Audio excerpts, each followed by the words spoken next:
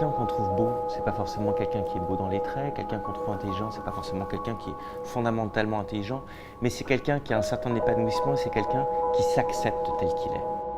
La vraie beauté physique, morale, c'est quelqu'un qui s'accepte.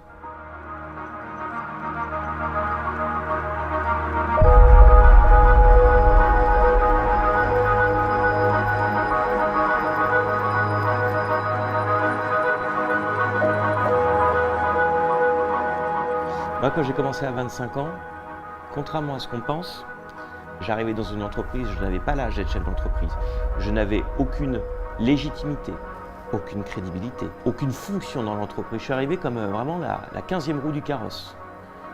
Les premiers temps, j'ai essayé peut-être de trouver ma place par rapport aux autres. Et j'ai compris que ce n'était pas la solution.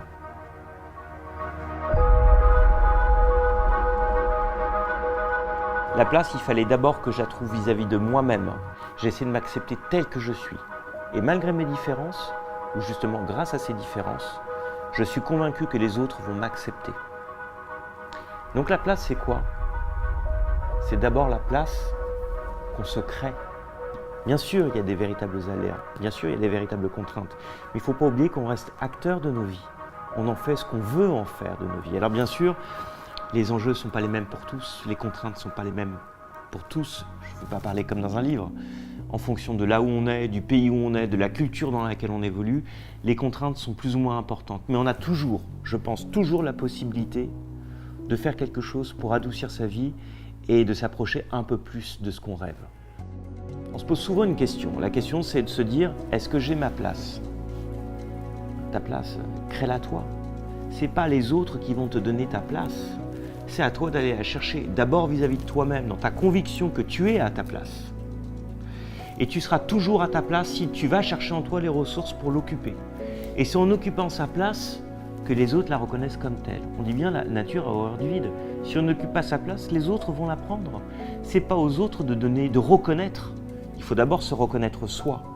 Il faut la défendre, sa place. Il faut y être. Et c'est comme ça qu'elle existera dans le regard des autres. C'est en s'acceptant que les autres nous accepteront. C'est en étant crédible vis-à-vis de soi-même, par la force de son travail, de son engagement, de ses convictions, que les autres le reconnaîtront. Il ne faut pas attendre des autres qui nous donnent quelque part une forme de pouvoir. Le pouvoir, c'est nous qui l'avons, en nous. Les autres ne feront que le voir en nous. Le pouvoir, ça ne se donne pas, il ne faut pas l'attendre, ça se prend. Et ça se prend justement en allant chercher en soi les ressources nécessaires.